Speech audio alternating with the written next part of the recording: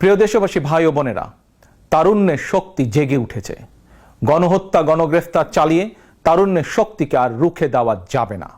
নির্দ্বিধায় নিঃসংকোচে বুকে বুলেট আলিঙ্গন করে শহীদ আবু সাইদ প্রমাণ করে দিয়েছে দিল্লির কৃতদাস তাবেদার খুনি হাসিনার লেলিয়ে দেওয়া সেনাবাহিনী, বিজেপি আর পুলিশের খুনিচক্রের ভয় স্বাধীন বাংলাদেশের তারুণ্য আর পিছু হটতে রাজি নয়। ছাত্রছাত্রীদের বিরুদ্ধে গণহত্যা চালিয়ে বৈষম্য বিরোধী ছাত্র আন্দোলনের কয়েকজন সমন্বয়ককে গ্রেফতার করে খুনি হাসিনা চলমান আন্দোলনকে দমন করে দিতে চেয়েছিল। কিন্তু এখন সারা দেশের প্রতিটি জেলা, উপজেলা, ইউনিয়ন, পাড়া, মহল্লা, শহর, নগর, বন্দর, কোথাও কোনো এলাকায় সমন্বয়কের অভাব নেই। একজন গ্রেফতার হলে সঙ্গে সঙ্গে আরেকজন ছাত্র কিংবা ছাত্রী সমন্বয়কের দায়িত্ব গ্রহণ করে আন্দোলন অব্যাহত রেখেছেন।